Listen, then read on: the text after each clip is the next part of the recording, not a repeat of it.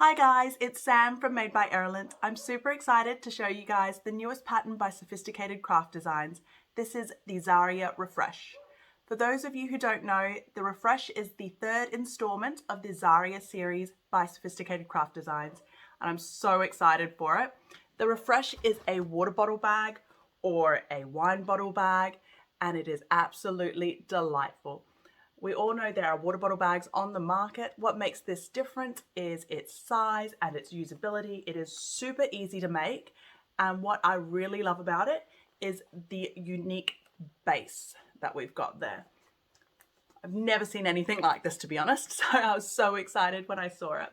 So the water bottle bag is absolutely adorable, this Refresh. It's big enough to fit a water bottle or even a wine bottle. The pattern comes with two versions, the clear version or a fabric version. So you can pick and choose what you like. The other thing that allows customization is the cinch. So you can either do a single cinch at the front like this one with one drawstring, or double side cinch like this one with the two. In this tutorial, I'll show you how to do both. This version will be for the fabric version of the bag. So make sure you check out the right video for whether you are making the clear or the fabric version of the Xaria Refresh. So why the Xaria Refresh and what's so different about it? What makes Xaria Refresh really exciting for me is the size. I've just mentioned it can hold anything. I'll show you guys this in a little bit closer. So I've made one of these to be given as a Christmas gift, and I'm also going to do one for a thank you gift, I think, for someone. And what is so amazing about it is you can fit a full size. This is a bottle of Moët champagne, so I can fit a full bottle of Moët in there without a problem. Whoops, lose the bag. And then in the front, these are slip pockets on the clear ones. I can easily put a bar of chocolate in there. Do not be like me. Do not eat your chocolate before giving it to him. This is the only chocolate bar I had left at the house. Sorry. So this is also a slip pocket. So if you're using it as a gift bag, it's perfect to just add some little sweets, some chocolates, and then maybe a thank you note or a note to the person that you're gifting this to. After they receive this as a gift, they could either use this bag as a wine bottle holder on their table as a bit of decorative feature, or they can attach a crossbody strap to it and wear it as a water bottle bag. So it's got perfect functionality in mind. Now, if we move over to the fabric version, it's a similar kind of concept. Again, it's big enough for water bottle or for your wine bottle. I've got a water bottle in here. And then your pouches at the front. The pattern calls for magnetic snaps on both of these sides, and I'm able to fit my phone in there. That is a Samsung Galaxy S22, I want to say, as well as my card holder. So this could actually be my bag just to go to the park, so I can fit everything I need in there: water bottle, phone, car keys, money, and crossbody strap, and I'm good to go. One thing that's really exciting about this as well is, I don't know if you've noticed the two strap lengths. Jassie's given us measurements for two different strap lengths, depending on what you are intending to use it for. So all the maths is done. You don't have to do it, which to me is amazing. I hate doing the maths if I don't have to. Now, if you already own the other two bags in the Xaria series, do you need this bag? Is it just a longer version of that bag? No, it's not. So what's so exciting about this series is the Xaria series is a drawstring series of bags. So even though they're all drawstring bags, obviously different sizes, what's amazing about it is the construction method, although similar, is different. So the Xaria Noir had an oval base. So we're learning how to install oval bases with it. The Xaria Charm had boxed corner base. This one has an inverted V base. So this again is a different base construction. Now, if you said to me, Sam, I don't want to do an inverted V, I just want a box corner. Don't worry, the lining is a box corner. So you can easily mix it and do a box corner on the outside as well if you wanted to. But why would you? Look at how cute that is. I absolutely love this feature. It's so cute. The other difference with the Refresh compared to the other bags in the Xaria series is the way the drawstring is actually installed. So the Charm and the Noir had similar ways of installing the drawstring. The Refresh is completely different. So Jassy has changed it up again to make sure that she's giving us value for our money and that we get to play around with it and see what each thing is like. So I won't talk any longer. I've taken up enough of your time. So follow me along on this tutorial. I do cover both the front cinch and the side cinches. So just make sure you skip and miss that chapter if you are doing the other version. Otherwise, if you want to sit through an extra half an hour of my video, I'm so happy for you to do that, honestly. But otherwise, I have two different videos. One is for the fabric version, one is for the clear version. So make sure you click and you're watching the right one to what you are making, because I have tailored it specially for you guys. Anyway, it's Sam from Made by Erilyn. I can't wait to get sewing with you guys. Okay, so let's get started on the supplies that we're using. So for the one we're doing today, I am using a faux leather for the main panel exterior. I'll be using Vibrant Vu from Sewfisticated Supplies as the drawstring panel exterior, as well as for the casing. I'll be using Sewfisticated Twill from Sewfisticated Supplies as the lining on the inside. And for my accent on the drawstring, I am using a waterproof canvas. I'm also using premium foam from Sewfisticated Supplies. This is a Sewfisticated foam. It doesn't have to be adhesive, but this is what I'm using. I will not be using insulation today, mainly because I don't tend to insulate my water bottles. But if you do, there are instructions on where to insert the insulation. Okay, so I'll just quickly talk about why I've chosen these supplies. So for me, water bottle bags, I really want them to be waterproof. So Sewfisticated Twill as well as Vibrant Vu are both waterproof. But the reason why I've gone with Twill over Vibrant Vu for the lining is because Vibrant Vu feels a lot more wipe cleanable. So for me, it's my number one choice for water bottle bags in general, to be honest. So that's what I'll be using today. Now, moving on to hardware, we also need 2 D-rings. So I've run out of D-rings, so I am using oval rings instead. We need 4 magnetic snaps. Well, 2 sets, sorry. We need 2 sets of magnetic snaps. If you are doing a toggle, you will need toggles. This is what they are when we're talking about toggles. I am doing the side cinch with 2 on this one. So I've got 2 toggles. I will also show you guys how to do the front cinch with just the 1 toggle as well. Cord covers, again, are optional, but I am using cord covers. So these are what I'll be using. And of course, cord. I do have matching green cord somewhere, but my children have stolen it. So I'm hoping before I get there, my green cord comes back up. But if not, this is the cord that I will be using. Moving on, here are some notions that you may find useful with this pattern. So of course, your clips, your a way to burn threads or webbing. So for me, it is a lighter, seam ripper, because hopefully you've all heard my seam ripper curse by now. You need to have it near your sewing machine, otherwise things go wrong. I like to use either pokey sticks or a hemostat to hold fabric if need be, so I like to have them nearby. A hump jumper is really useful in this pattern. If you do not have a hump jumper, machine needle boxes can also help as well. So I had to use that on one case when I couldn't find my hump jumper. Now, painter's tape is super helpful with this pattern, as well as double-sided tape. And this one here I've included here. This is a corner tool, a boxy corner tool that I've managed to get from Brymax. They're a company here in Australia. The pattern does have a box corner for the lining. It is included in the pattern piece, so you do not have to do this yourself. It's not a measure yourself and cut, it's in the pattern. But if, like me, you struggle with cutting straight lines, this tool has been invaluable for me. So if you do make a lot of boxy corners, I definitely recommend it. It's amazing. Jassie's included the measurement of the box corner in the pattern, so you can just use this ruler to cut it or hand measure it, or use the pattern piece, of course. So that's all the notions, and we'll keep moving on. Okay, so first things first, we're going to be installing our magnetic snaps.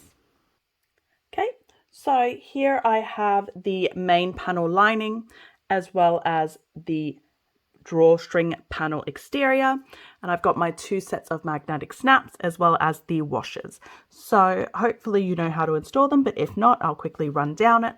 So we are going to be installing the male side onto the main panel lining and the female side onto the drawstring panel exterior. So for those who don't know, the male side is this one where it protrudes a little bit, and the female is this one where it indents a little bit. First thing we're going to do is we're going to measure where we're actually installing these snaps on both pieces. So the measurements are on the pattern instructions, but it's also on the pattern pieces.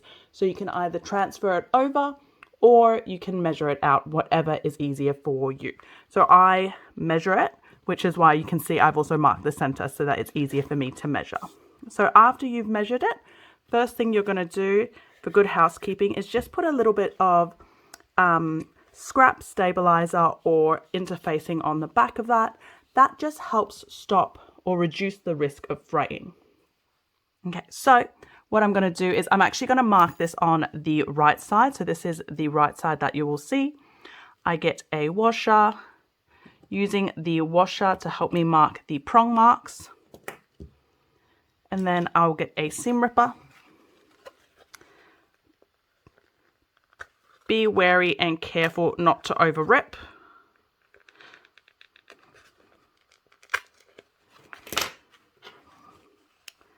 Place the magnetic snap in, then the washer. Open it up. And then for a good bit of housekeeping, just a bit of painter's tape on the back of that. So what that does is it just stops the metal prongs from potentially scraping and ruining your fabric on the other side of this. Okay, so that's how we install it. Male side's done exactly the same way, so I'll quickly get those all done.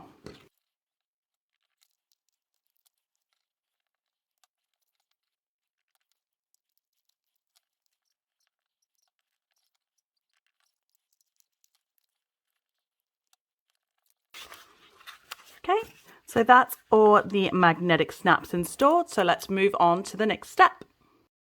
Okay, so moving on to the next step, what we're going to work on is the grab handle. So you'll notice in the instructions for the grab handle, Jassie has 2 different measurements for you. So today I'm using the shorter measurement.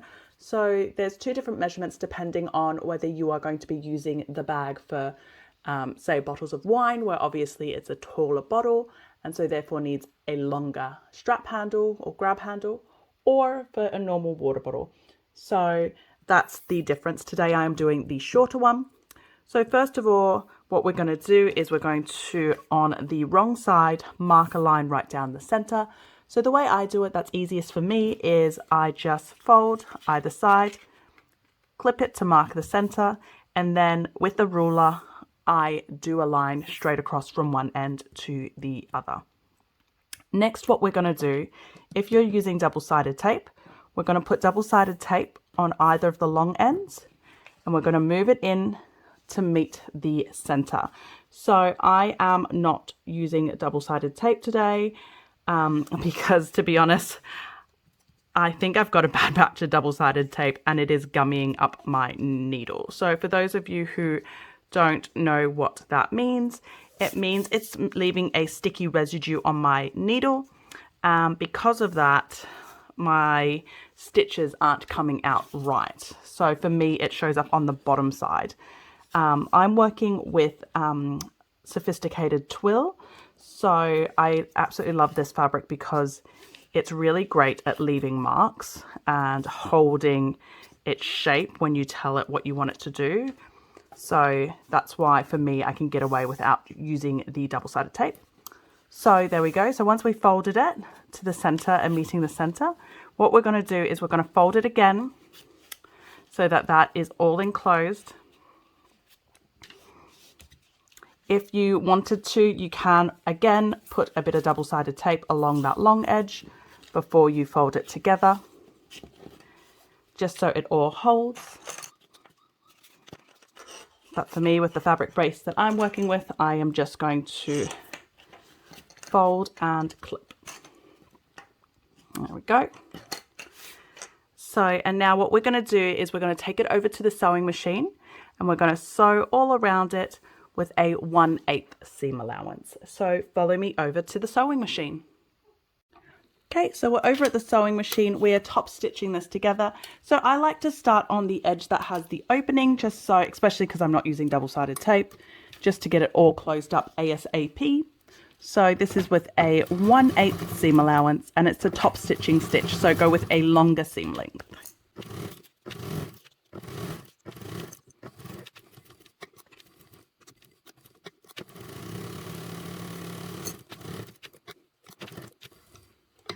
Go, and that's your grab handle all done. So we're able to put that aside and move on to the next step. Moving along to the D-ring tab. So this is the D-ring tab. What we're going to do first of all is we're going to mark the center. So I've already drawn a line along the center. And then what we're going to do is we're going to put double-sided tape on either side, and then we're going to fold it into the middle. I am going to do this one because this one, the tape ends up right in the center, so it's nowhere near my sewing line, so I'm not at risk of it gumming up my needle. Again, this is only if you have dodgy double-sided tape, really. I should spend money getting better ones, but I don't. Once your double-sided tape is on, you are just folding it to meet that center line. Before you top stitch it, double check that it fits your D-ring, which it does. Now, I should have mentioned this before. In the pattern instructions, Jassy has 2 different measurements for the D-ring tab. You do not have to cut out both. One is for 1/4 inch D-rings and one is for 3/4 inch D-rings. So Jassy's just done the maths for you so you don't have to. I am using 1 inch. Because to be honest, I buy most of my hardware in bulk. It works out cheaper for me, and most of the time I do 1 inch. So let's go over to the sewing machine. We're going to top stitch on both of these long ends. Once we've done that, we're going to cut it in half, insert the D-rings, and then baste the ends. But I will talk you through it over at the sewing machine. So follow me over. So moving on to the D-ring tab, so we're just top stitching with a 1/8 seam allowance. You can lift up and just go over to the other side. I prefer to just pivot and do a couple of extra stitches. Once that's done and it's top stitched, we're just going to fold that in half and cut it into 2 pieces.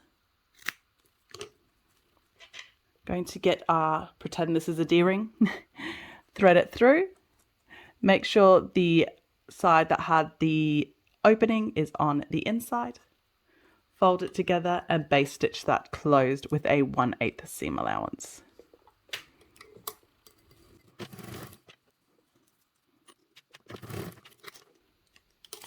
And that's your D-ring tabs all done. So we can put those aside for now and keep moving on. Okay, moving on, we are going to do our main panel exterior as well as our main panel lining, and we are going to sew them together. Again, I am doing the fabric version today. If you were doing the clear version, I have another video of the clear version separate, so go click on that one. I will have the link for that in the description of this video as well. So all we're doing is we are clipping these, the main panel exterior and the main panel lining right sides together, top to top. So if both of your prints were a directional print, it is top to top. Okay, and what we're going to do is we're going to take it over to the sewing machine. We're going to sew the top together with a 1/4 inch seam allowance. We're going to flip it over, flatten the seam, and then we're going to top stitch it with a 1/8 seam allowance, and we're doing it with both pieces. So follow me over to the sewing machine. Okay, so we're sewing this together with a 1/4 inch seam allowance.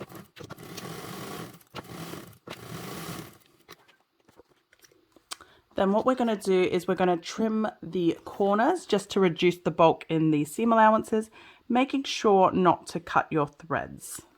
So literally just a little triangle right there, not cutting the threads. Then we are going to open it up so that the lining and the exterior is wrong sides together. And then we're going to top stitch it together with a 1/8 seam allowance.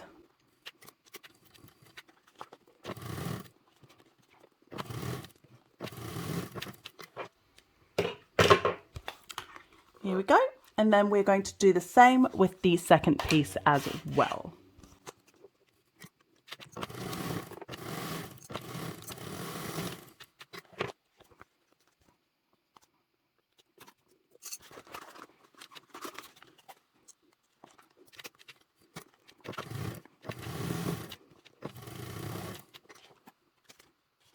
Okay, that's all done, and we'll move on. Okay, so we've just sewn the lining to the exterior and we've top stitched it, so that's all done. The next thing we're going to do is insert the insulation foam if you are using it. So if you're doing an insulation foam, now's where you will put it in between your lining and your exterior. Just slide it straight in and then baste it all shut. Because I'm not doing insulation, I'm going to keep moving on. I'm not even going to bother basting this now. I'll do that in a later stage. So we're going to grab our drawstring exterior, so the one that had the magnetic snap already installed. We are going to match the magnetic strap snaps together. So it should just clip into place. Make sure that that's all straight and lined up and clip it into place. And then what I'm going to do now is I'm going to do the other piece as well. And then if I'm happy with it, I'll take it over to the sewing machine and I'm going to baste all of that together.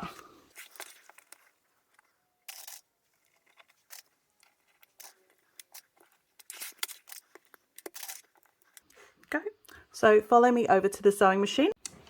Okay, so now we are basting this on.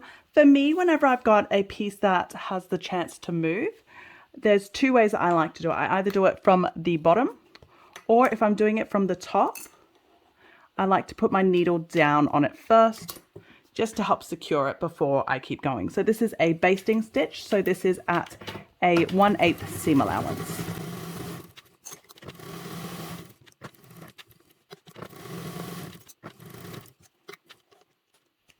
There we go, and I'm going to do the other side as well.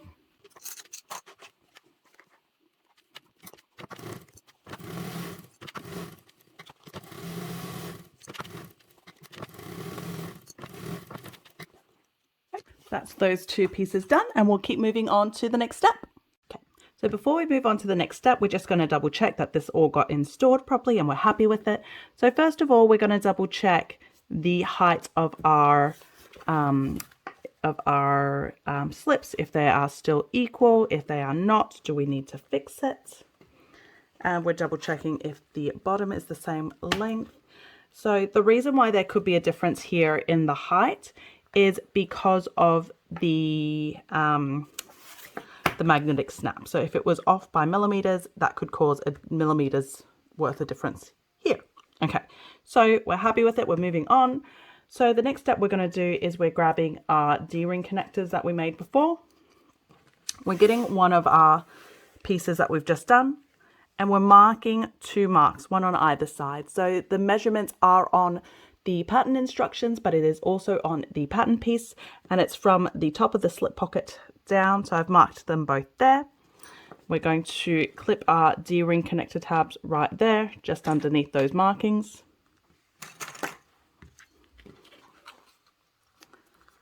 And then we're going to take it over to the sewing machine and we're going to baste those two together. So just basting that on. So again, it's a basting stitch, so it's just 1/8 seam allowance. Okay, and we'll keep moving on. So the D-rings are now installed. So the next thing we're going to do now is install the base. This is the base here. So what we're going to do is we're going to line the base right sides together with the front exterior. And we're going to sew them at the bottom together with a 3/8 seam allowance. We're doing that on both pieces. Now, I didn't mention it before. So the base can get quite bulky because when you're actually doing the sew together for the base, you're going to have I can't remember. It is in the instructions. There is a lot of layers involved. You'll see it when I get to that step. So definitely choose your base material carefully. So I am using Sewfisticated Twill. It's a really durable, strong fabric, yet it's light and easy to manage, especially for domestic machines. So that's why I've chosen this as a fabric base. Yep. So we're going to sew that together with a 3/8 seam allowance. Once done, we're going to open up and we're going to top stitch back along the front exterior. Okay, so but I'll show you at the sewing machine, so follow me over. Okay, so we're sewing the bases together with a 3/8 seam allowance.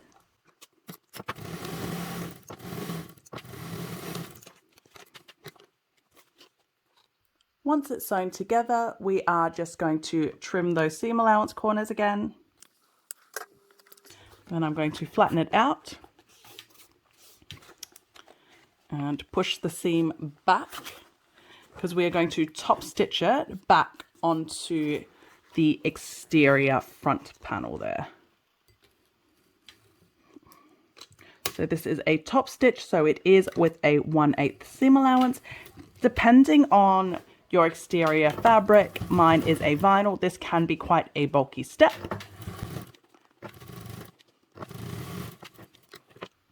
There you go. So that's all done. So it's top stitched along the base there. And that's that piece with the base. So we're going to do that with the second piece quickly now as well.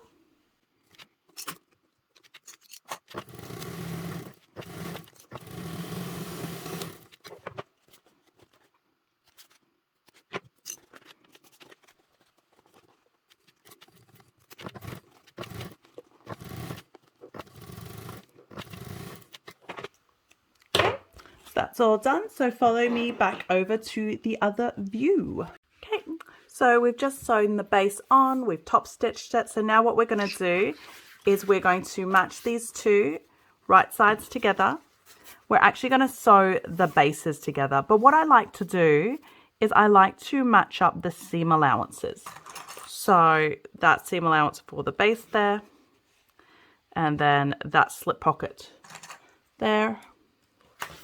And then the same on this side. So, and then I'm going to now sew these two bases together. The reason I clip this together instead of clipping just this together is because, to be honest, I'm not very good at cutting straight lines. So if I do that, I have a better chance of everything else lining up better by making sure that these align now. So what I'm going to do is I'm taking this over to the sewing machine. So this is right sides together, and we're going to sew along this line with a 3/8 seam allowance. Okay, so just along that edge. Once we've sewn that, we're going to open it back up. We're going to flatten the seam on either side, and we're going to top stitch either side of that seam with a 1/8 seam allowance, but I'll show you over at the sewing machine. So we are at the sewing machine. We are doing a 3/8 seam allowance.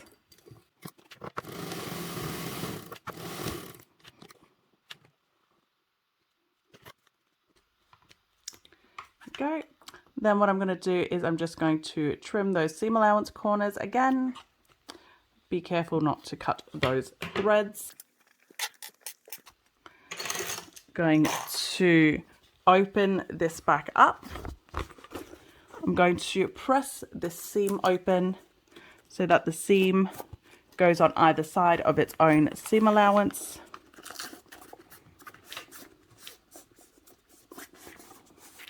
And then I'm going to top stitch along either side of the seam with a 1/8 seam allowance.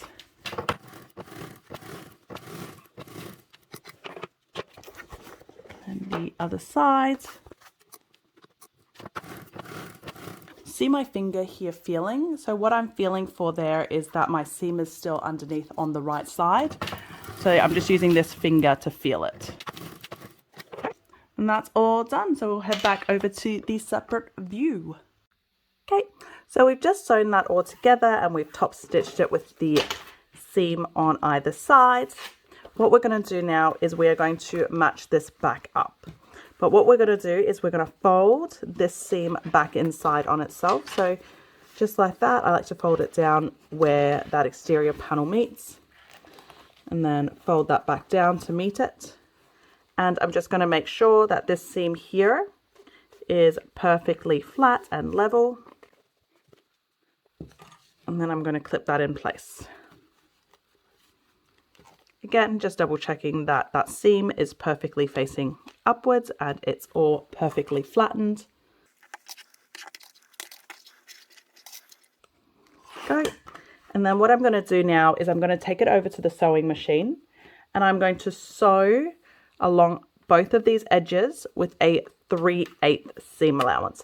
Now the thing to watch out for here is right along here, especially you obviously have a lot of bulk because you've got the base that's been folded in on itself just like that.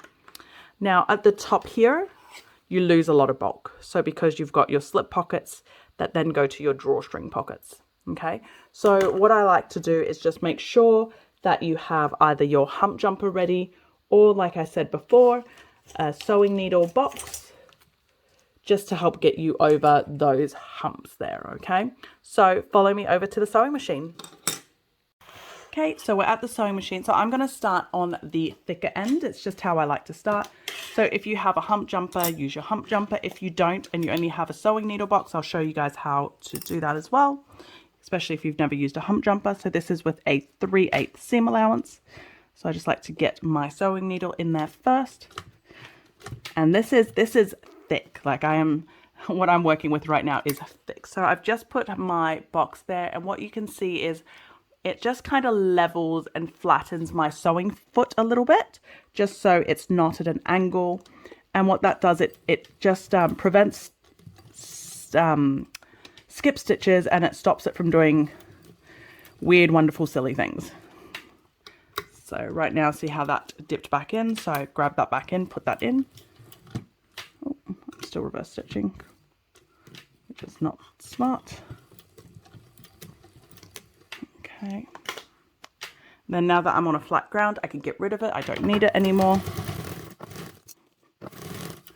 Another thing I should mention is as you come up to your D-ring tab, Jassy has suggested that you can, just felt my D-ring tab is bent in, you can reinforce it here a little bit as well. So what I'm just going to do is, that's my D-ring tab that I'm just going over now, just going to reverse and come back through. Here is my big dip again. So if you have a hump jumper, use the hump jumper. If you don't and you have to use a sewing needle box, obviously you don't have the hole. What I like to do is just rest it underneath the larger side of your sewing foot, just to help give it a little bit of leverage there. Go, and then we're going to do it on the other side as well.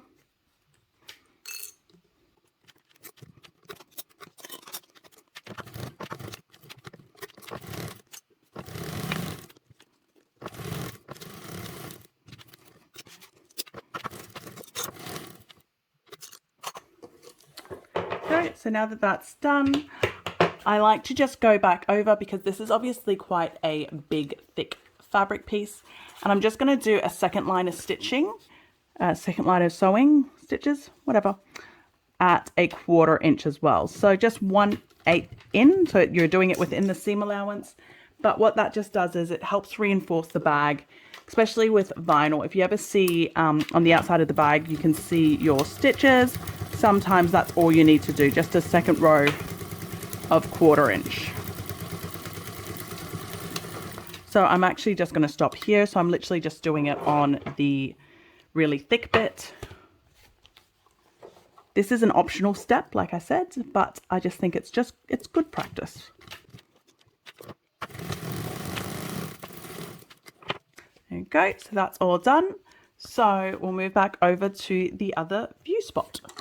Okay, so we've just sewn it all together, and now what we're going to do is we are going to burr it out. So if you aren't filming a tutorial, or if you are using a really thick vinyl, I definitely recommend using a hairdryer to warm it up and soften it. I'm just going to test my luck here. To be honest, the vinyl I'm using, even though it feels or looks quite thick, this is the it's one of the vinyls from Inkling and the Kraken here in Australia, and their vinyl is such beautiful quality. It's absolutely beautiful and fun to sew, so it's actually not that hard to do, to be honest. Okay, so just like that, it's turned right side out. And what we're going to do is the bottom. So what we want to do to get that bottom nice and crisp is I'm running my fingers along these edges. So I'm just doing those 2 straight edges first. And then I'm coming over here. So this one obviously turned out perfect. See how that line is straight and it goes straight into my seam line. This side, obviously not. So what we're going to do is we're just going to maneuver it until that is in the right spot. See how that's perfectly straight? So that's how we know that's in the right spot. And then I'm just going to finger press those 2 inverted V's just to give a nice beautiful finish. Inside, you can't see my other hand, but it's just right here. I'm just pressing against these seams as I do it as well, just to help really show the bag what direction I want it to go in and let the fabric know what I'm doing. Here you go. So I'm pretty happy with that. So that's the external all done. Okay, moving on to the interior panel assembly. So first of all, we're going to start with the drawstring panel lining. So we should have 2 pieces of it. We're just going to work on 1 piece for now. And on the pattern, on the pattern pieces and on the pattern piece instructions, there are markings. So if you're measuring it from the top down. So there's 1 marking there, and from the base up. So this is what we're leaving open for our birthing hole. Okay, so I've also done the same thing and marked those 2 markings on this side as well. The reason being is on this side, we're going to take the seam allowance in a little bit to help give it a snugger fit. So I've gone ahead and marked them on both sides. You only need to do 1. I've done both. Okay. Now what we're going to do is we're going to clip the 2 pieces right sides together. So I like to, when I'm clipping pieces like this, some of you may know I'm not the bestest cutter in the world. I actually like to match up the bottom box cut corners. To me, I think it just gives a better finish. Okay, so I've kind of clipped that. So now what I'm going to do is I'm going to take it over to the sewing machine. I'm going to leave this bit open. So this bit I'm not going to sew at all. I'm going to sew this together with a 3/8 seam allowance. And then I'm going to L shape back out here. So I'm going to go up, down, out this way. Leave this open. Sew this with a 3/8 seam allowance. The same thing, come in there, then down. I'm going to sew the base together at the, I'm going to sew the base together at a 3/8 seam allowance as well, straight across. And then over here, I'm going to do 3/8 until I reach the first marking. Then I'm going to move in to a 1/2 inch seam allowance, so an extra 1/8. And then when I get to the top marking, I'm going to come back out to 3/8 and finish on a 3/8 seam allowance. So follow me over to the sewing machine. Okay, so first of all, we're going to start on the side that has the opening. So again, we're doing this at a 3/8 seam allowance, and we're just sewing down to that first marking. When we get down to that marking, we are going to come through and sew along to the edge here. Now, It doesn't matter if you're slightly over that marking, that's just a birthing gap. So, but Jassie's just given us the measurements of the birthing gap to make it easier and to let us know exactly where's a good spot to place it, I guess. Okay, and then we come down so we don't sew that whole section there. Come down to the next marking and we're going to start sewing there. Again, I'm doing the L shape like I did on the top. So by doing this L shape, it just helps with birthing and finding the spot, I guess, that you're supposed to turn the bag in at. So that's just like a little hint and a tip that Jassie's given us in this pattern. Okay, now the base, again at 3/8. And then the other side. So this side, we don't have to leave the gap. You can see I've still marked the marks. And like I said before, the marks are to let me know that that's when I am changing my seam allowance. From here, I'm at 3/8. I'm going to take it in now to a 1/2 inch. And then as I reach the second marking, I'm coming back out to 3/8. Okay, so we've just sewn this piece together. We've done this side, left an opening. This side we've sewn with the extra seam allowance in the center, and the base is all sewn. So now what we're going to do is we're going to box the corners. So if you've never boxed corners before, it's super easy. All we're doing is matching that side seam with the base seam, and the same on both sides. So here we go. What we're going to do, just going to open it up first of all, flatten that, match the side seam to side seam and open those seam allowances.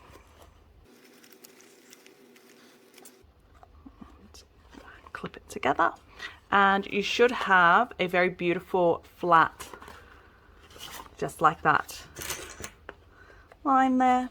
We're going to do the same on the other side.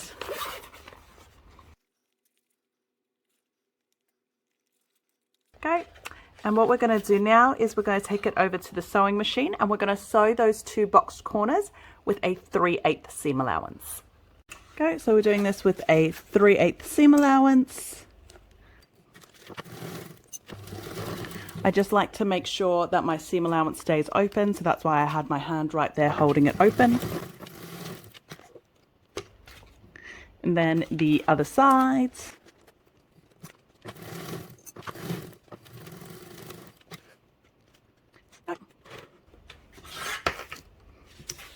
Now that is your interior lining done. So we're going to put this piece aside and we're going to move on to the next step. So we've just finished putting our lining together. We're going to move on to the cinching. So there's two ways of doing the cinching with this pattern. There's the side cinch with 2 cords or the front cinch with 1 cord. So right now I'm going to show you the side cinch with 2 cords. I will also show you guys the front cinch with 1 cord, but if you wanted to do the front cinch with 1 cord, skip to the next chapter so you're not wasting time watching this, or watch it. I appreciate the watch time. So right now, again, it's the side cinch with the 2 cords. Okay, so first of all, we are getting our drawstring casing accent pieces. So there should be 2 of them. On the wrong side of it, which I've already done off camera, you're going to be marking 2 marks. So you can either transfer it from your pattern piece or copy it from the instructions and measure it out. The main thing to be wary of is that the bigger gap, the bigger measurement, is on the top of your fabric, if your fabric is directional. Okay, so the top has the bigger measurement and the bottom has the smaller measurement. So you are measuring from the top and from the bottom. Okay, so once we've measured that, we're going to be placing both of the accent pieces right sides together, facing the same direction. So both of them are facing that way if it's a directional piece, so top to top. And we're clipping along that side there.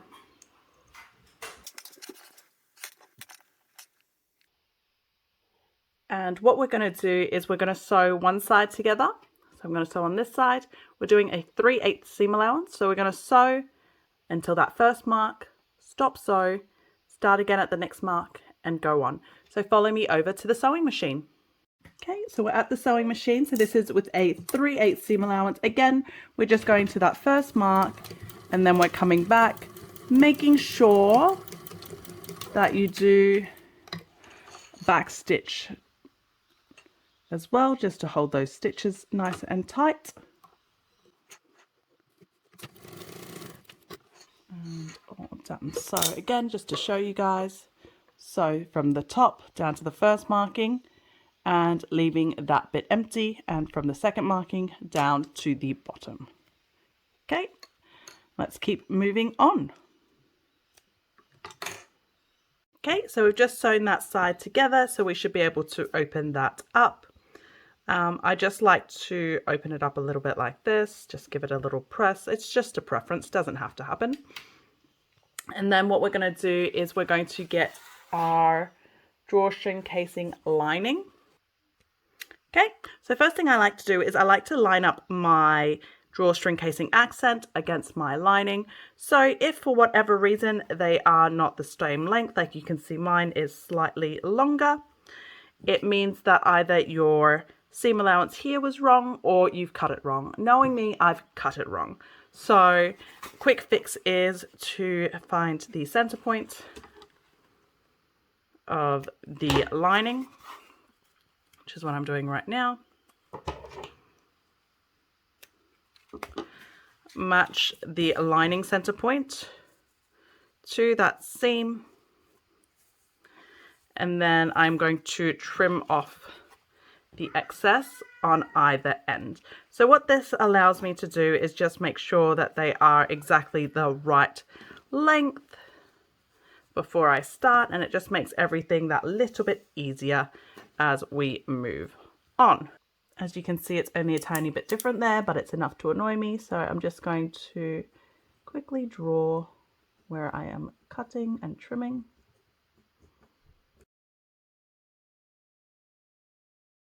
Okey-dokey. So now these two pieces should be the same size, which it is, and I can keep going on. Okay. Okay, so if we're happy with it and it all measures the same, next what we're going to do is we're going to match the top long edges together, and we're going to do that right sides together. So that's my accent piece, which is why it's shorter, and I'm just matching that center to center. And then what I'm going to do is I'm going to sew that all together. I'm going to sew that together with a 3/8 seam allowance. So follow me over to the table. Okay, so we are at the sewing machine. So we're just sewing those together with a 3/8 seam allowance. In case I didn't mention it before, it is top to top. Okay, so if this is a directional print, you are sewing the tops together. Now, as I get to this section here, this is where my seam is. So I'm just making sure that my seam stays open and is flat.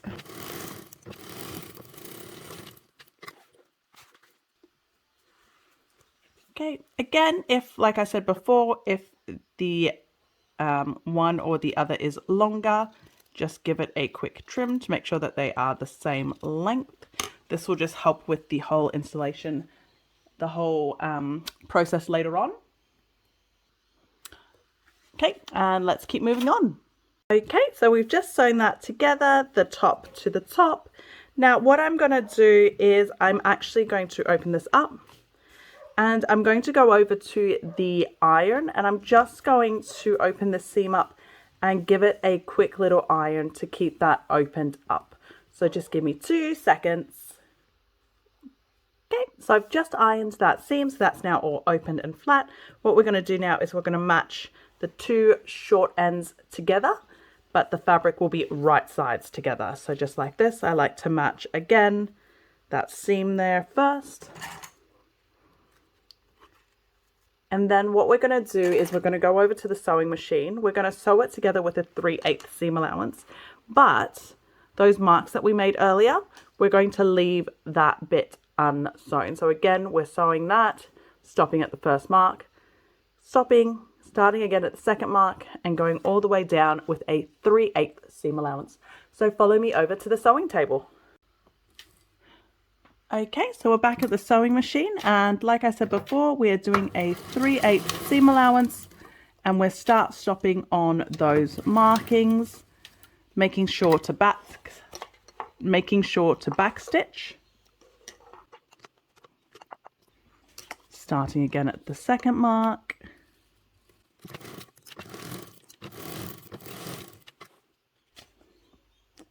There we go, and that's all sewn together, making sure that we left that gap open there.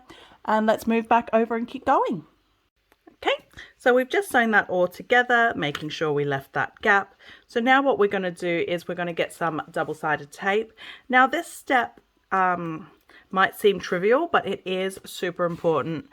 I didn't do it in one of my first Xaria charm makes, and it was not fun. So what it is we're just putting a little bit of double-sided tape right at that opening along the edge, and then we're pushing it back just to hold that seam open. And I'm doing it on this side as well. Jassie's also suggested if you don't have double-sided tape, you could use fabric glue as well. That's another option there. But just make sure you do this. So the reason why is when you're threading the cord through, if this seam isn't open and holding nicely, your cord could get tangled and stuck, and it's not fun. It's not a nice thing to happen. So obviously this side I had ironed it, but I'm still just going to put a little bit of double-sided tape there just to make it easier.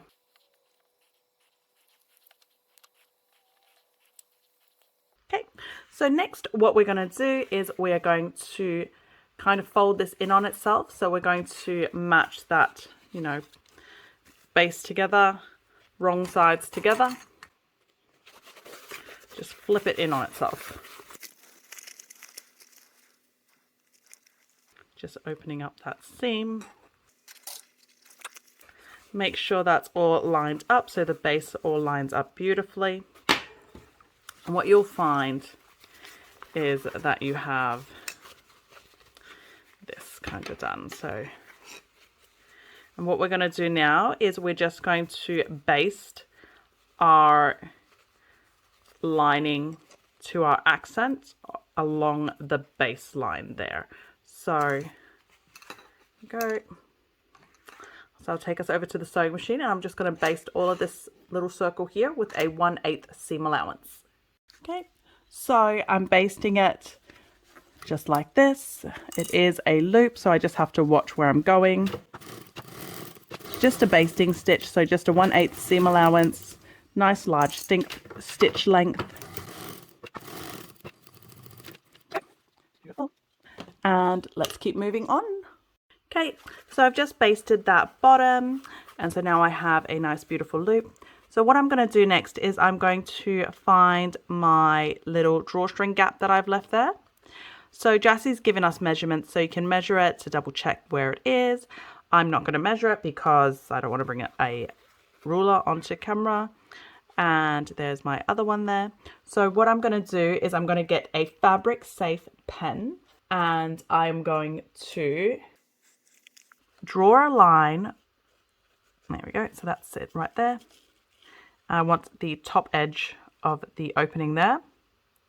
I'm just going to mark that here for myself. And I'm going to do that on the second bit there. So that's my opening there. So again, this is a fabric safe pen. So make sure you're using a fabric safe pen, okay? It's super important there. And what I'm going to do is I'm going to line these two lines that I've just made up to each other, making sure that it is straight.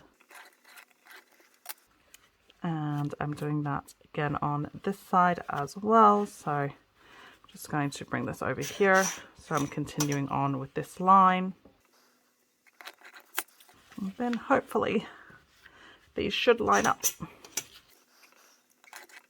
Okay. So I've now drawn a sew line all the way around. That is just on top of my opening there for my drawstring casing. Okay. Now, In my Xaria Noir and my Xaria Charm video, I showed how if you don't want to draw on your fabric, there is ways around it by creating your own sewing sew guide on the sewing machine using painter's tape. So you can do that as well for this. So just make sure you know your measurement. Go check out my other videos if you wanted to know how it was done. And it's literally just about putting a bit of tape down on your sewing machine and using that as your guide instead of drawing lines on the fabric. Okay, so moving on. We are going to go grab our grab handle, bring it back inside. Now, if there is a front, like a top or bottom of your grab handle, we're going to work with the bottom bit up. I'm going to grab some double-sided tape. Jessie has a measurement on there. She says roughly about 3/4 of an inch. I don't know if that is roughly 3/4, but that's what I'm going with. And we're just putting them on the, just on the long ends there of the fabric. Then what I'm going to do is I'm going to turn this the wrong way round. So this is my accent. That's why it's got an accent poking, lining poking. So I'm going to turn it to the lining side up. Again, this is my 2 cinch one, right? So what I'm going to do is I'm going to stick this handle onto this bit here. So I'm matching the seam with the grab handle along the base. I'm just clipping it in. And then I'm flipping it over and doing the same on the other side seam as well.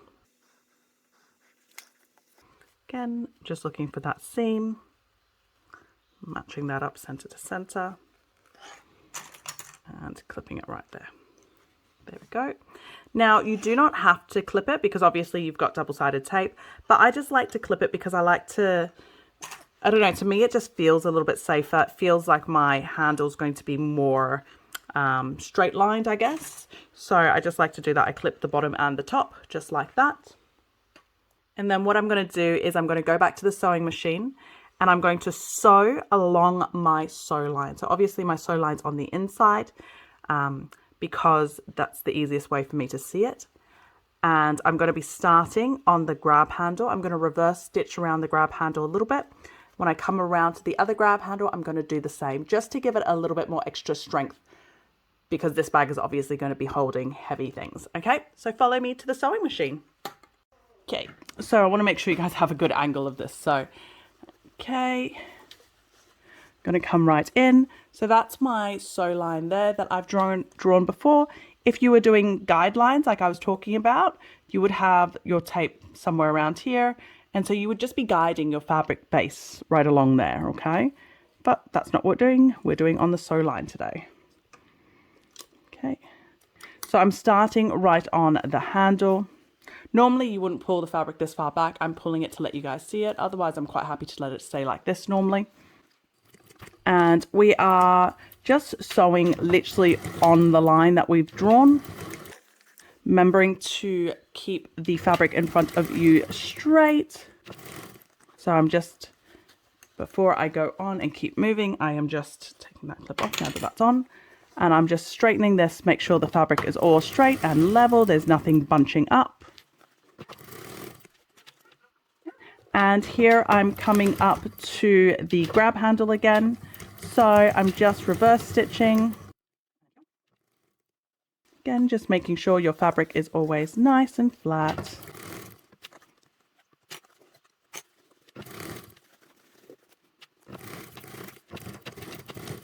There we go. That's all done and that's all sewn together. What you'll see now, if you turn it right side out, is that your grab handle is sewn on, but also that you have a line of stitches right on top of your drawn line.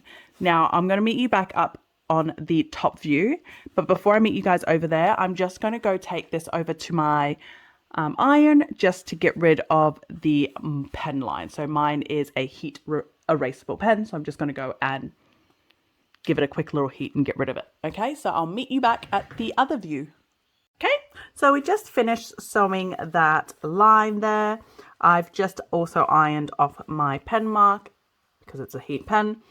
Anyway, so now what we're going to do is we are going to finish the internal assembly. So we're bringing the lining piece back up.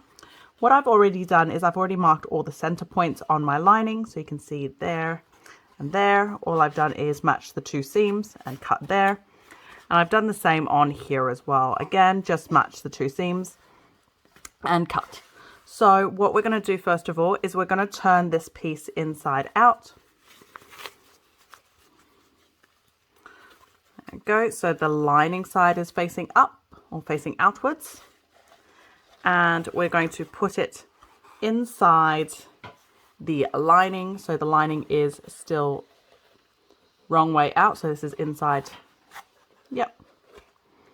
I'm flattening that seam. And I am matching the side with the grab handle to that seam. To the side seam, I should say, sorry. And then doing that on the other side as well. So grab handle to the side seam. Then also matching up these center points. Before we head over to the sewing machine, I just wanted to get these steps double checked. So obviously if you followed me how I put it together, you'd be fine. But just to double check, your grab handle should be sandwiched in between the lining and the casing. When you look inside, you should see the peekaboo, so your lining and your accent, and that's how you know you've definitely got it the right way around. Okay, so follow me over now. So I've got this all clipped, so we're going in and we're basting this, so it's just a 1/8 seam allowance. Okay.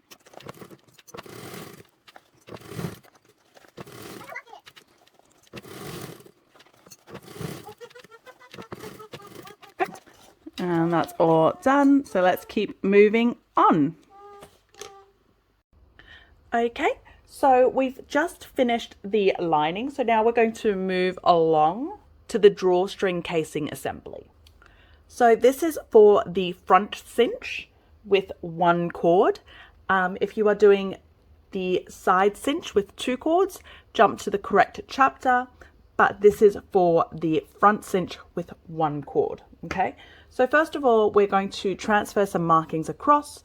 They're on both the pattern pieces and the pattern instructions. I've already done it. So if your piece is directional like mine, you are drawing your first marking from the top down and the second one from the bottom up. Okay, so your top one is a bigger one and your bottom one is a smaller one, and you're doing that on both sides of the short edges. Okay, so once you've marked those two, grab your drawstring casing lining, and what we're going to do is we're going to match them right sides together. Okay, so if you are working with directional fabric for both pieces, then this one is obviously, this is the right way up. Your lining piece would also be facing that way up, so you would be matching the top to the top. Okay, that's what we're doing, the top to the top. So when this is opened up, the lining piece would be upside down and this would be right side up. Okay, so we're going to match these two pieces right sides together. Okay, now double check that the side that you've matched up is the side that has the bigger gap.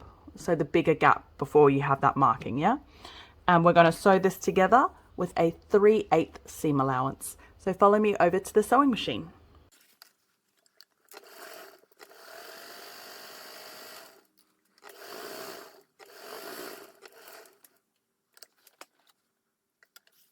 Okay, so now that that top is sewn together, we can open up that seam allowance and flatten it. If you would like to give it a little press over at an iron, that could be a good idea. It just helps open it up that little bit better. I'm going to quickly hop over to the iron just to give that seam allowance a little iron to keep it open. So give me 2 seconds. Okay. So I've just gone to the iron and I've just ironed that seam open just to make it a little bit easier. And now what we're going to do is we're going to match the short ends, so that end and this end, right sides together. I like to match that seam instead of the bases, just in case, again, I've not cut my fabric completely straight or exactly the right measurement. So what I'm going to do now is I'm going to take it over to the sewing machine, and I'm going to sew it together with sew this line together with a 3/8 seam allowance. But I'm going to leave that section that I've marked open. Okay, so I'm not sewing along there. I'm going to leave this bit open. So start, stop, leave that open, start, stop. Okay, so I'm going to move the sewing machine back in. And this is at a 3/8 seam allowance.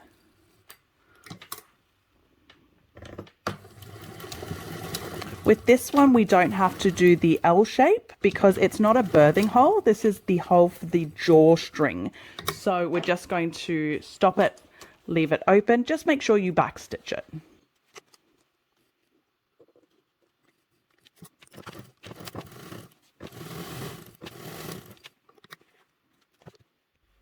Okay, so that's all sewn together. So this next step might seem mundane, but after doing a few drawstring bags, let me tell you, it's needed. So we're going to grab a little bit of double-sided tape.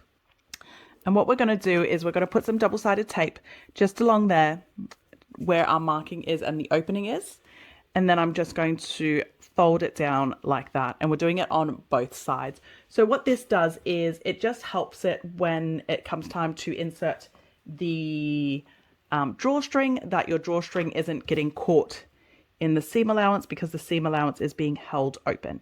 If you do not have double-sided tape, you can use fabric glue as well, but definitely find some way to do this.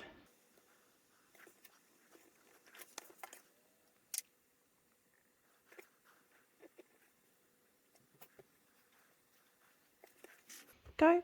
And here we have a helpful tip from the tester, from one of the testers, Melina. She has suggested to add a couple of reinforcement stitches just along either end of that opening. So if you were to do that, all we're doing is bringing the sewing machine in,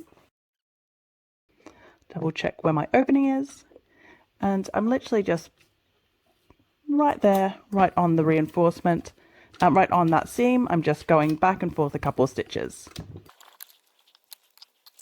Okay, just like that. And again on the bottom. Now, this is not part of the instructions. This is just if you are a little bit worried, the fabric that you're using might be a little bit softer, or the person that you have in mind to use this bag might be a little bit rougher, then this is obviously a great step just to add that little bit of security to help keep that bit a little bit safer. There we go. So that's right there, and it's reinforced.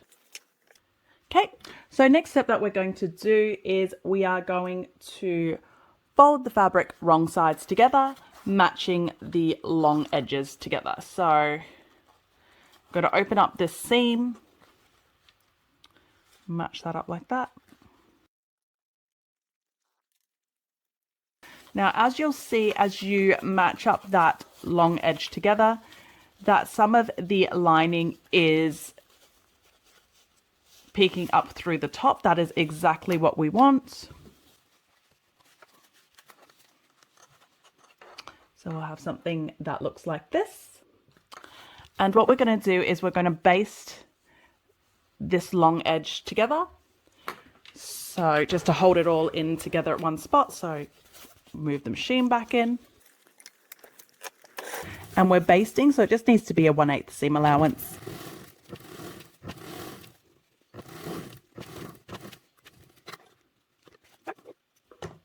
Move that out of the way again. And that's all done. And we'll keep moving on to drawing lines, but I might move us to a different camera angle just to show it a bit better. So I've just moved us over to this camera angle to show it a little bit better. So right now what we're going to do is we're going to draw our sew line. So first of all, we're going to find where our drawstring hole is. So for me, it's right there.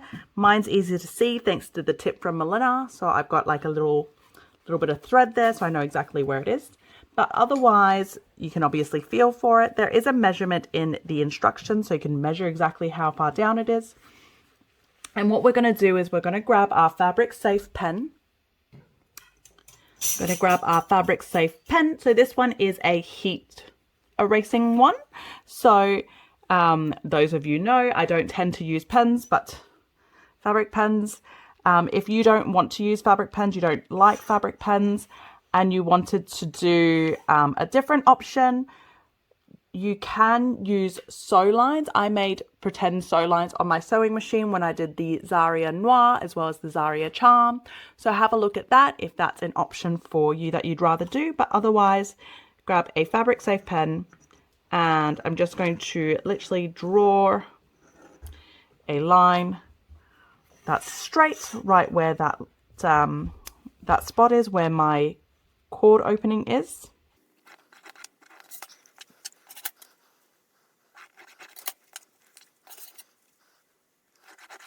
There we go.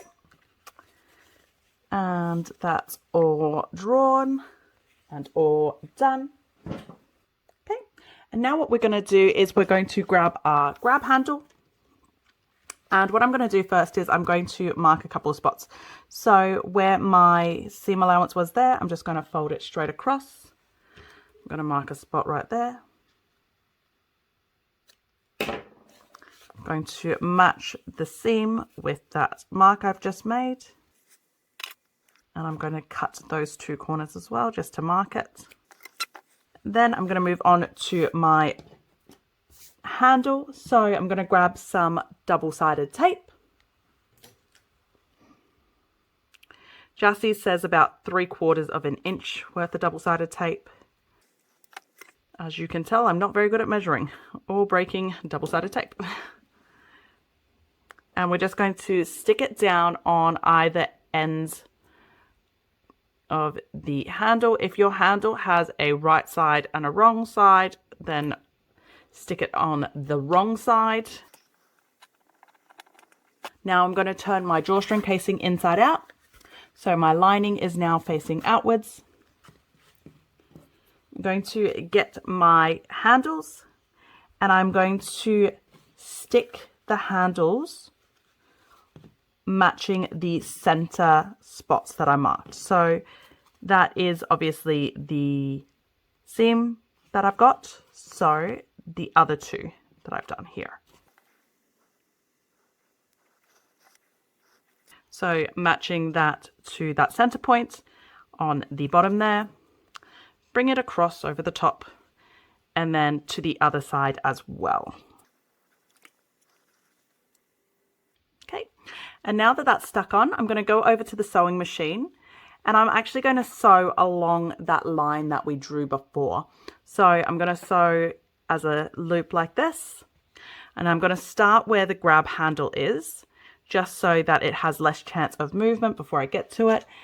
I also like to just put a clip on the bottom and the top of the grab handle just like that, just to help keep it all in place. I know I've got double-sided tape on it, but it just makes me feel a little bit more secure. Okay, so follow me over to the sewing machine. Okie dokie, so we're over at the sewing machine. So again, like I said, I am going to sew along that sew line.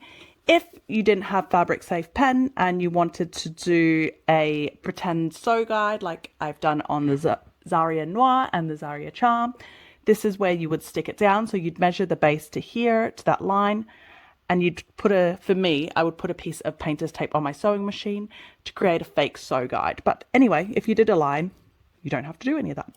So what we're going to do is we're going to start at the grab handle, and we're actually going to do a couple forward and backward stitches just along that grab handle, just to hold it in a little bit better, because obviously this is going to be holding a bit of weight, whether it's a wine bottle or a water bottle. So we just want a little bit more stability on those grab handles. And then we're just sewing along that line. I like to just do a little bit at a time and then flop it over so I can have a nice flat surface that I'm working with. And then as you get back to the grab handle, just again, do a couple extra stitches.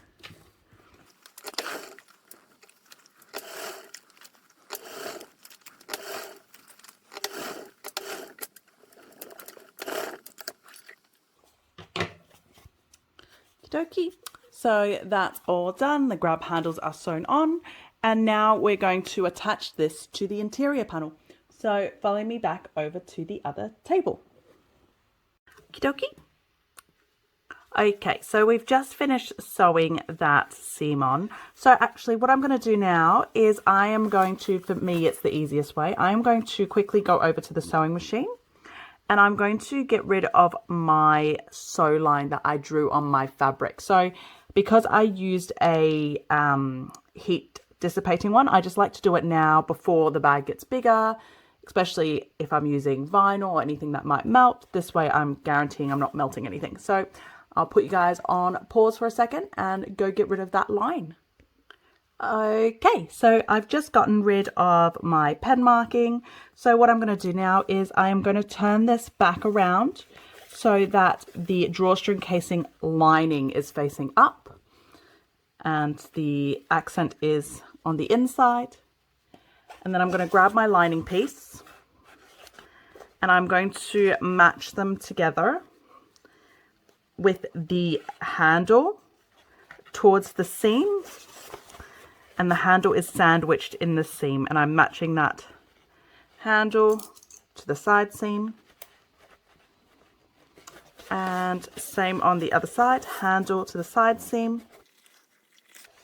Then I am going to match these centers,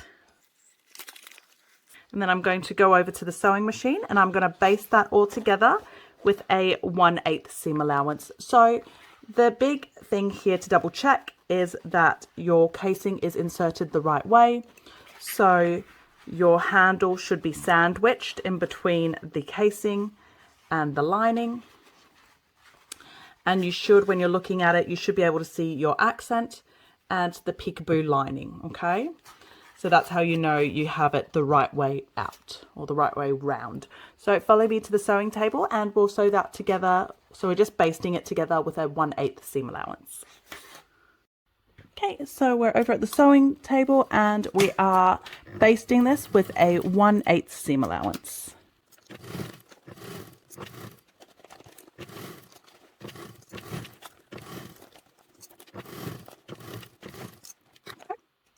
And we're going to move on and keep going.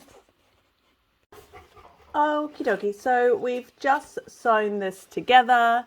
So the drawstring casing is sewn onto the lining. What we're going to do now is the final assembly. So we're going to grab our exterior that we've made before. Regardless of whether you did the single cinch or the 2 side cinches, this is exactly the same. We're just going to drop the external in. We're just dropping the external in. Now you may find that it will stop at a point. That's because your grab handle is in the way. So I just like to grab my hand in either through the opening or through the side. Just move that grab handle to the side to allow this to drop all the way in. And you are matching up, obviously right sides together, the top of here and seam to seam.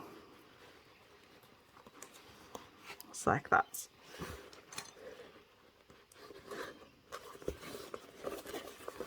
You might have to push this down a little bit, so it might try to stick out more. That's absolutely normal. Just stick it down as much as you can. Open that seam up again. If you marked the center points, you can then match up the center points. If you didn't, you can just ease it all in. I like to do this because I don't do a lot of clips. So if I just have a couple center points, I just clip those center points and I'm done. There we go. And then what we're going to do now is we're going to take it over to the sewing machine. We're going to sew all the way around this with a 3/8 seam allowance. So follow me over to the sewing machine. Okay, so we're at the sewing machine. So Jassy does recommend just doing a quick little base stitch on the seams, where the seam meets the seam, just to make sure of proper alignment. I don't do it. I've made this bag a few times now, and so far, touch wood, I've not needed it. The clips have all held, so I'm not going to do it on this one. And let's get going. So this is with a 3/8 seam allowance. I am holding this back a little bit more just to give you guys a better view. But at the same time, as you sew, you might find this hand, like what I'm doing here, is I need to pull this down a little bit just to get better alignment of those fabrics. It really is dependent on what fabrics you've used, what the bases are, as to how maneuverable and how well it fits in there until you start sewing it together. Yeah.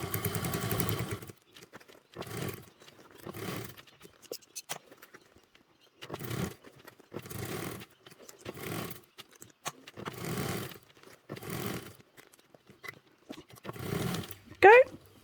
So that's all done. So we'll head back over to the overhead view for a better look. Okay, so we're at the overhead look. So we've just sewn that all together. So what I'm doing right now is I'm just checking that my stitches all look clean. There's no folds. Everything's beautiful and flat, which it is. So what I'm going to do now is I'm going to birth it. So depending on the material you used, you may find that you have to warm this up with a hairdryer first. If you've never used a hairdryer to warm vinyl or clear vinyl, just make sure you don't have it too close or too hot. But because of how big that gap is, like you just saw how easy that was for me to pull that straight out. So that's all pulled out. I just like to go in and get all of these box corners beautiful first before I do anything else. I'm just having a look here, making sure all of this is nice. Make sure this is still sitting beautifully, which it should be because this part hadn't been burnt. It was just pushed through that hole. Okay, so before we close up our birthing hole, was that the right word? I feel like I've said this a few times in different videos, but yeah. Before we close up our birthing section, okay, so we're just grabbing our stabilizer. Depending on what you're using, you may also be adding on your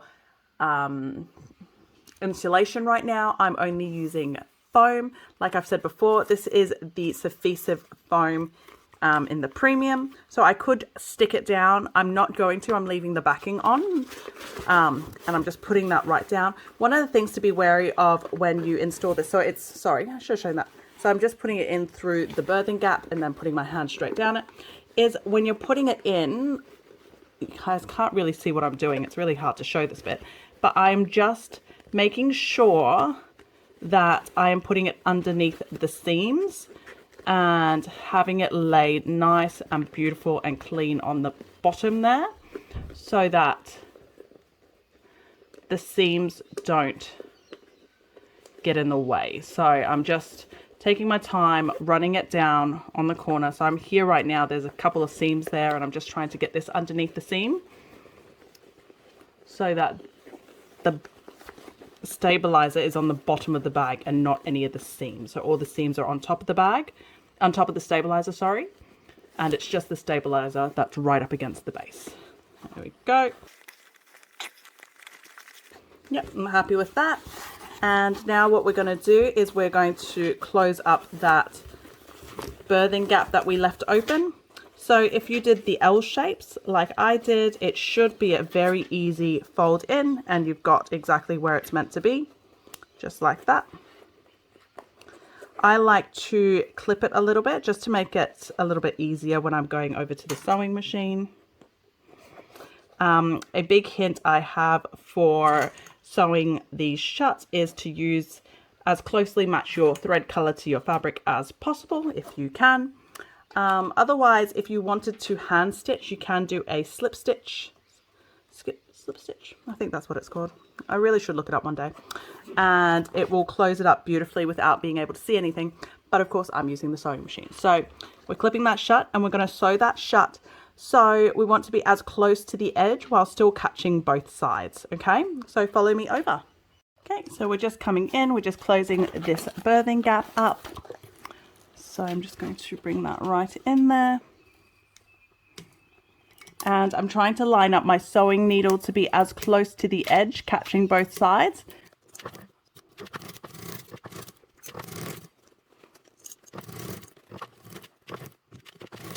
Okay. So that's all done. So just have to trim those threads out and shove the lining inside the bag. So we'll change back over to the top view because we are almost done. Okie dokie, so we've just sewn that opening shut. So now we're just shoving the lining in. Just like to give it a nice little push down there while I've got it all being set up. And then that's all the sewing done for this bag. Okay, so all that's left to do now is to insert the drawstring. So let me go grab that. Okay, so here's my drawstring. So because I did the two drawstring side cinch, I'll have 2 cords. If you are doing the front cinch, you would obviously only have 1, but this method is exactly the same. It's just how many, I guess, cords you're putting in. So first things first, depending on the fabric or the material type of your cording, give it a little singe to melt it to stop it from fraying. Go. And then what we're going to do now is we're going to insert it from one of the casing openings or the drawstring openings. And we're going to thread it all the way through and come back out that same, well, the opposite end, but the same section. So if you're doing a front opening only, then you would go all the way around, come back out. If you're doing 2, you're also going in all the way around and coming back out. Okay. So there is a couple ways you can do this. So it's not the easiest way, but the cheapest way, I guess, or the way where you don't have to buy anything, is using a safety pin. So what to do is thread the cord through the safety pin, close it up, and then you are going to use the safety pin to help guide the cord all the way through and around. Okay. However, if you are able to get a drawstring threading kit, I highly recommend it. Okay, I'll show you mine. So this is, I don't know how to say it, Hoyle's drawstring threader. I just got that off Amazon. So that's Amazon in Australia, but I believe Amazon in the US have it. I'm hoping Amazon everywhere has it. But these are the 2 that I find useful for me. So if I'm doing the one drawstring front cinch, I use this long one. If I am doing the side ones, I use this thing. So what I'm going to do is I'm going to I'm going to put this in through one of these openings first. Take it through. Just hook one of the cords onto the little hook here. That's how I found the most useful. And then I just simply pull it straight through.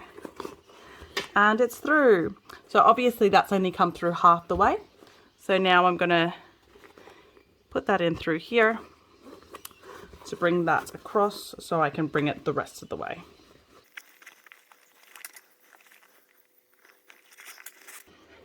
There we go. And that's through. Now once this is through,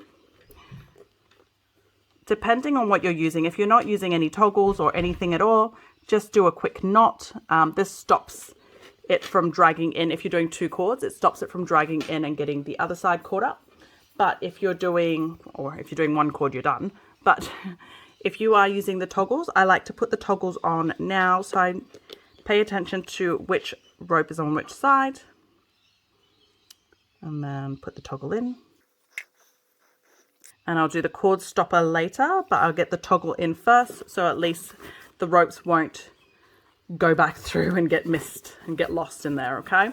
So that's that in there, and we'll keep going. So now we're doing the other side, or the other rope.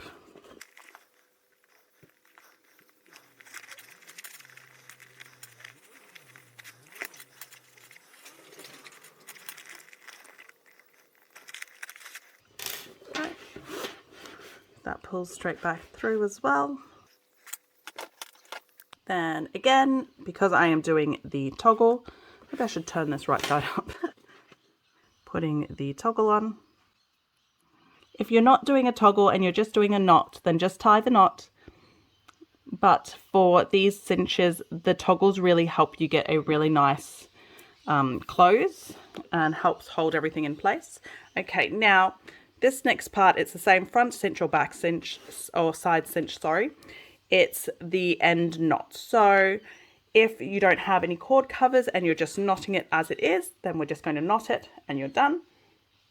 I do have knot covers. This is what I'm using. So what I'm going to do is I'm threading both of them through the same hole. And then I'm going to tie it.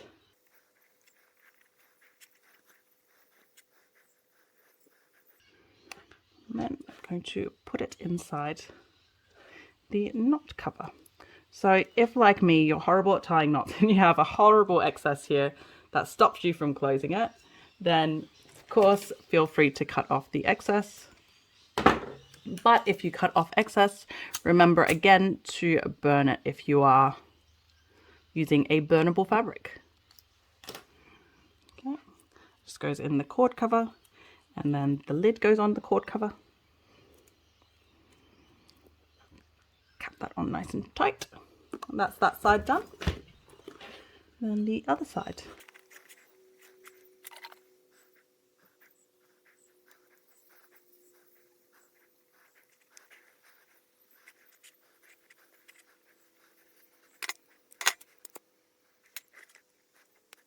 There we go, and that's all done. I'm just going to wiggle this around just to make sure that these threads come out properly and that it is perfectly centered.